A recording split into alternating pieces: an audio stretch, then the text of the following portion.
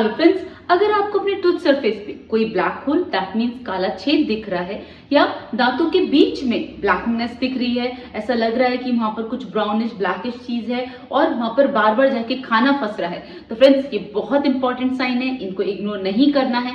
आज का वीडियो है कि ब्लैक होल दैट मीन्स काले छेद जो दांतों में ऑक्लूजल सरफेस मतलब दांतों के ऊपर और दांतों के बीच में दिखते हैं वो क्या है, उनका क्या इलाज है, आज इस वीडियो में आप जानने वाले हैं। तो फ्रेंड्स लास्ट तक बने रहिएगा। चैनल को सब्सक्राइब नहीं किया है तो प्लीज कर लीजिएगा। Let me start. Hello friends, I am doctor Pratibha, oral implantologist, laser specialist and periodontist. Friends मैं एम्पीरियल डेंटल गुरुग्राम इंडिया की फाउंडर और हेड सर्जन हूँ और आज मैं आपको बताने जा रही हूँ कि टूथ सरफेस पे जो हमें काले छेद दिखते हैं या दांतों के बीच में जो ब्राउन या ब्लैकिश डिस्कलरेशन दिखती है वो क्या है और हमें उसका क्या इलाज करना चाहिए और उसके लिए हमें कौन से इंपॉर्टेंट मेजर्स लेने चाहिए कि वो दोबारा हमारे फ्यूचर में नहीं दिखे। तो फ्रेंड्स सबसे पहले जानते हैं what is this black hole.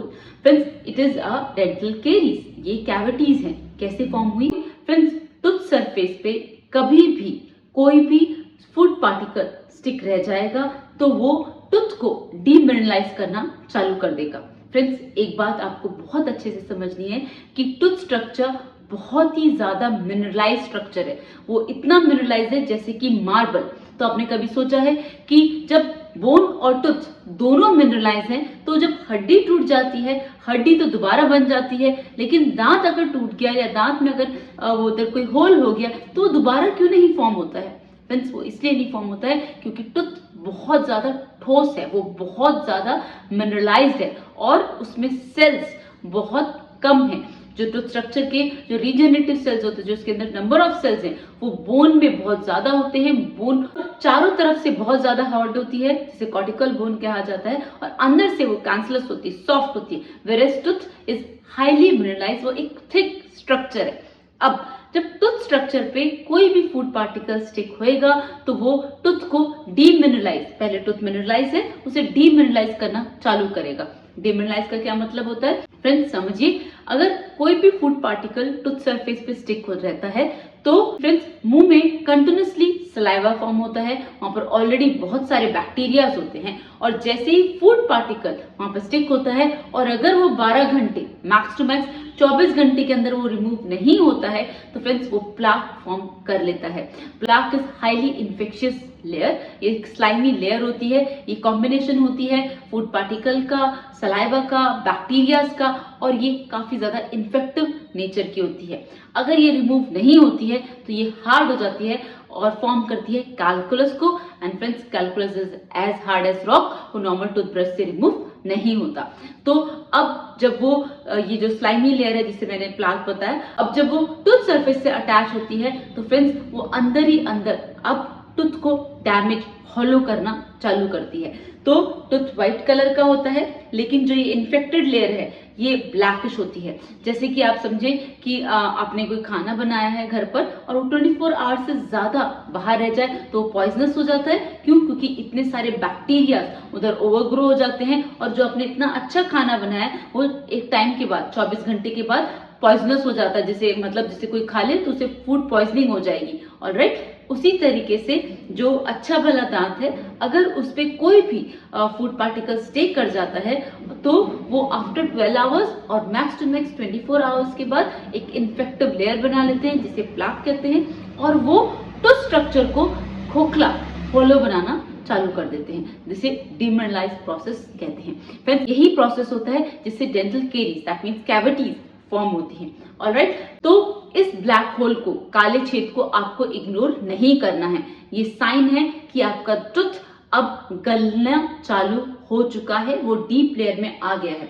तो वो जो गड्ढा है ना, वहां पर जो वो होलो स्पेस है, अब वहां पर आप कुछ भी खाएंगे वो फंसता जाएगा। ऑलरेडी वो इन्फेक्टेड है, ऑलरेडी उसने टूथ स्ट्रक्चर को गलाना चालू कर दिया है, अब उसमें और इन्फेक्शन आ रहा है तो वो और जल्दी से स्प्रेड करना चालू करेगा। तो फ्रेंड्स जो कैविटीज हैं वो इनिशियल स्टेज पे आपको सिर्फ डिस्कलरेशन देती हैं, राइट? उसके बाद जब वो outer surface that means enamel से जब inner surface that means dentin पर आती हैं तो फ्रेंड्स आपको सबसे पहले सेंसिटिविटी होगी कोल्ड की, ठंडा कुछ भी खाएंगे वो लगेगा।